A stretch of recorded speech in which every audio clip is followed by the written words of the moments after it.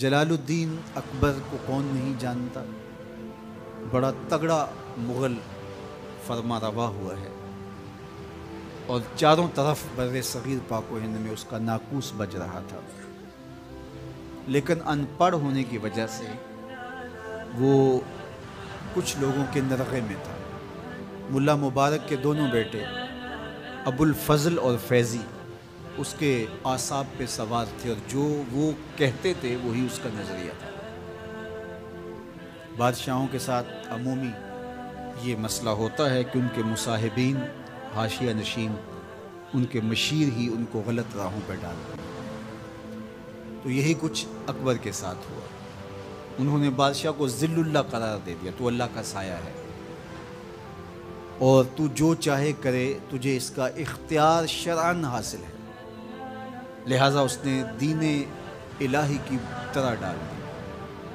ہندو، مسلم، عیسائی، دیگر مذاہب کے ماننے والے بر صغیر میں رہتے ہیں، تو ایسا دین تراشا جائے جس میں کسی کو تکلیف نہ پہنچے۔ گائے ذبح کرنے سے ہندوؤں کو تکلیف ہوتی ہے، لہذا اس کا ذبح کرنا موقوف قرار دے دیا گیا۔ مسجدوں کی جگہ مندر تعمیر کر دیے گئے۔ السلام علیکم یہ شعار المسلمین ہے، تو ایک متحدہ قومیت وجود میں آئی ہے، تو ہم اس کی جگہ کوئی نئی اصطلاح لائیں۔ تو اگر کوئی کسی کو ملتا تو اللہ اکبر کہتا، اور وہ آگے سے جل جلالہ کہتا۔ بہت سارے ہندو راجاؤں کی بیٹیوں کے ساتھ جلال الدین اکبر نے نکاح کیا، ان کے ہندو ہونے کے باوجود ان کو مسلمان کیے بغیر، اور اپنے حرم میں رکھا، اور وہ وہاں باقاعدہ مورتیاں پوجتی تھیں، اور اس کے اثرات بادشاہ پر مرتب ہوئے۔ اسی طرح اور بہت ساری چیزیں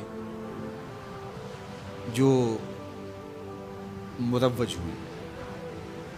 اب ابو الفضل اور فیضی تو خود اس کو مشورہ دینے والے تھے، وہ کیسے روک سکتے تھے؟ ہر دور میں ابن الوقت علماء موجود رہتے ہیں، جن کو علماء سو بھی کہا گیا ہے، جن کا مقصد حکمرانوں کی، امراء کی، اعیان سلطنت کی خوشامد کرنا ہے، اور ان کی صحبت میں بیٹھنا ہے، اور ان کے ساتھ تعلق قائم رکھنا ہے۔ تو ابو الفضل اور فیضی بھی اسی قبیل کے تھے، وہ پڑھے لکھے کام نہیں تھے۔ ابو الفضل نے قرآن مجید کی بے نقط تفسیر لکھی تھی، سوات الالہام کے نام سے، یعنی پورے قرآن مجید کی تفسیر، اور ایک بھی نقطہ نہیں تھا۔ اتنا پڑھا لکھا، اتنا زیرک اور اتنا ذہین شخص، لیکن بادشاہ کے چرنوں میں بیٹھنا اور بادشاہ کو جو ہے وہ شیشے میں اتار کر کے اس کی خواہشات کے مطابق فتویٰ دینا، یہ اس کی زندگی کا مشغلہ تھا، اور یہ وہ کرتا تھا۔ خیر، اکبر اپنے انجام کو پہنچا، اس کے بعد جہانگیر تخت نشین ہوا، تو اس کے کان بھرے گئے حضرت شیخ احمد مجدد الفسانی علیہ رحمہ کے حوالے سے۔ تو اس نے آپ کو دربار میں بلایا، اور آپ نے اس کو اپنا مطمع نظر بتایا۔ دین کی جو تعبیرات، تشریحات انہوں نے قرآن و حدیث سے سمجھی تھی، وہ اس کے سامنے رکھی۔ بادشاہ مطمئن ہو گیا، واپس تشریف لے آئے، تو جہانگیر کے کان بھرے گئے کہ دیکھا انہوں نے آپ کو سجدہ نہیں کیا، چونکہ ابو الفضل اور فیضی کے ذریعے سے یہ تصور راسخ کیا گیا تھا بادشاہ کے ذہن میں کہ آپ ذل اللہ ہیں اور آپ کو سجدہ ہونا چاہیے، اللہ کا سایہ جو ہیں آپ، تو پھر لوگ آپ کو سجدہ کیوں نہ کریں؟ تو باقاعدہ بادشاہ کے لیے انحناء، رکوع یا سجدہ تک ہوتا تھا، جبکہ شریعت اسلامیہ میں اس کی اجازت نہیں ہے۔ اس پاداش کے اندر کہ آپ نے نہیں کیا سجدہ بادشاہ کو، گوالیار کے جیل میں 2 سال کچھ عرصہ کاٹنے پڑے، کاٹے۔ تبلیغ دین کا سلسلہ رک گیا نہیں، وہاں 500 قیدی تھے، وہاں جا کے حضور کے دین کی تبلیغ کا آغاز کر دیا۔ اب بادشاہ کو جب ہوش آیا، اور اس کے پس منظر میں بہت کچھ ہے، وقت نہیں ہے، تو اس نے شیخ کو رہا کرنے کا کہا، تو کہا کہ میں تو تب رہا ہوں گا اگر یہ 500 بھی رہا ہوں گا۔ کبھی قیدی بھی شرطیں لگا کے آزاد ہوتے ہیں، اور ساتھ شرط یہ ہے کہ مندروں کو گرا کر کے مسجدیں بنائی جائے جہاں مسجدوں کو گرا کے مندر بنائے گئے، تحیت المسلم کو دوبارہ اصل صورت میں بحال کیا جائے، شراب خانے بند ہوں اور محرمات کے ساتھ نکاح منسوخ کیے جائیں۔ یہ ساری شرطیں آپ نے لگائیں اور بادشاہ کو ماننا پڑی، پھر پوری شان کے ساتھ جیل سے حضرت مجدد باہر۔ یہ شان مجددانہ ہے، یہ عزت اور وقار کی زندگی ہے جو حضرت شیخ احمد۔ اور پھر بادشاہ نے کہا کہ آپ کو کوئی منصب ہوتا چاہیے گا، بالکل نہیں چاہیے۔ پھر کچھ عرصہ بادشاہ آپ کی صحبت میں، پھر جتنے بھی آیان سلطنت تھے سب پر حضرت شیخ کی تعلیمات کا رنگ چڑھا، اور پھر اللہ تعالیٰ نے شاہ جہاں پر جو رنگ چڑھایا وہ کسی سے مخفی نہیں۔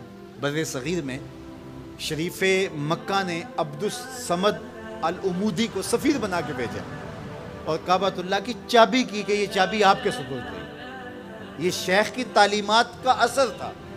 دلی کے دربار میں خواجہ سیف الدین سرہندی آپ کے فرزند آ کے قیام کرتے ہیں اور 3 لاکھ ہندوؤں کو کلمہ توحید پڑھاتے ہیں۔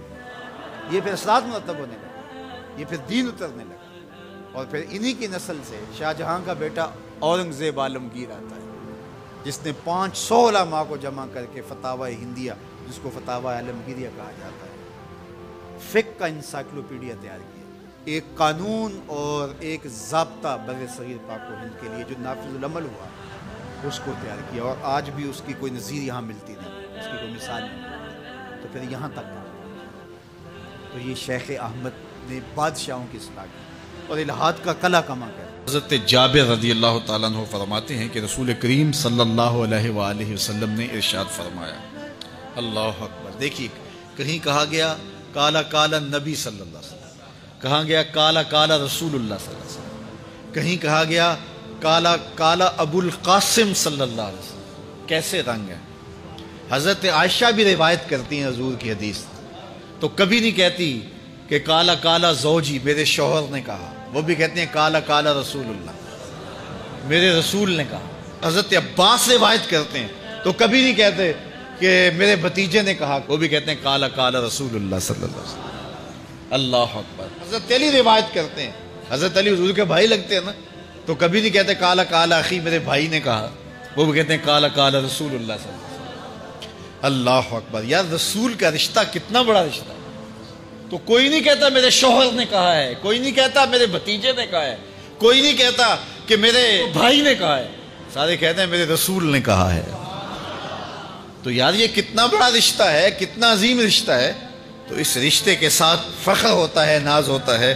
اللہ اکبر۔ تو یہ کیا کہتے ہیں؟ کالا ابو القاسم، اب یہ کہتے ہیں کالا کالا رسول اللہ صلی اللہ علیہ وسلم۔ رسول کریم صلی اللہ علیہ وسلم نے ارشاد فرمایا، اُرِدَتْ عَلَيَّ النَّارُ، میرے اوپر جہنم کو پیش کیا گیا، میں نے جہنم کا ملاحظہ کیا، تو میں نے وہاں ایک عورت کو دیکھا، اس کی ایک بلی تھی، اس بلی کی وجہ سے اس کو میں نے عذاب میں مبتلا دیکھا۔